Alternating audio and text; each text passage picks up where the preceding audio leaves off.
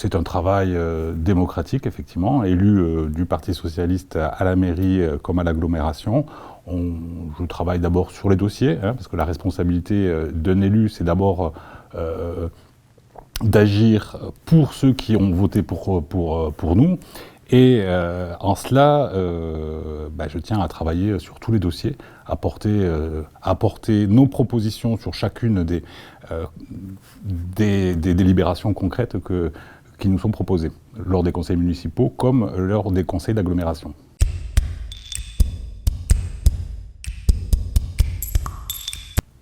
Alors, pas toute la gauche, l'accord porté entre le Parti communiste, le Parti socialiste, Europe Écologie Les Verts et Génération. La France insoumise n'a pas rejoint Tarbes Citoyenne. Donc, alors que dans d'autres départements ou d'autres villes, l'accord a été bien plus large. Je pense notamment lors des dernières élections départementales en Aveyron, où le front de la gauche était uni de la France insoumise jusqu'au Parti socialiste. Donc là, effectivement, nous travaillons ensemble. Chacun dans ses commissions, concrètement, rapporte sur les dossiers. Et ensuite, nous préparons ensemble, longuement, les prises de décision, les votes que nous effectuons, ainsi que les prises de parole lors des conseils municipaux. À l'agglomération, il existe un groupe communiste et il existe un groupe Avenir des territoires dont je suis membre et qui est présidé par Isabelle Loubradou.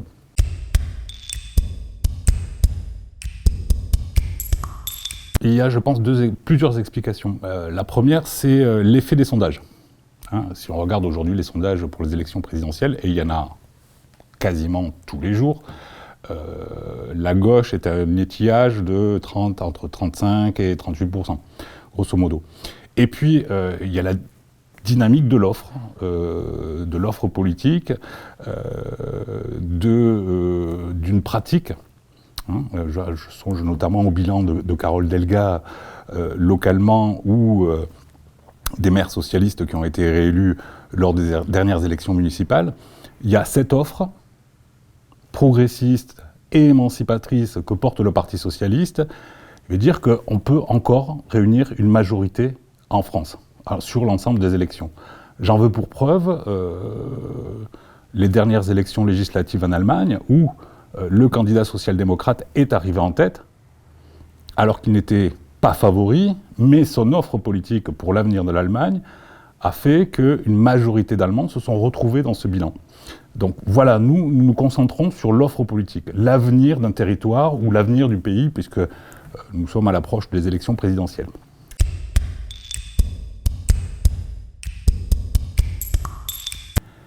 Alors, oui, c'est ce que certains nomment la bataille culturelle. C'est une question difficile. Effectivement, on entend un certain nombre de thèmes qui appartiennent à la droite, voire à l'extrême droite, comme l'immigration, qui sont rabâchés régulièrement par un certain nombre de médias. Bon, je crois aujourd'hui que les préoccupations des Tarbais et des Français en général, c'est la santé et le pouvoir d'achat, me semble-t-il. Et en troisième lieu, l'écologie. C'est à nous, je crois, c'est notre responsabilité de responsables politiques, d'évoquer ces sujets, de présenter les problématiques et de trouver des réponses.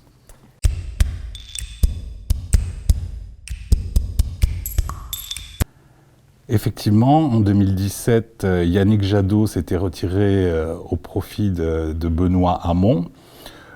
Il faut reconnaître que l'offre politique de Yannick Jadot est somme toute très proche de celle d'Anne Hidalgo, et que la candidature de l'un ou de l'autre, pour l'instant, ne décolle pas dans les sondages.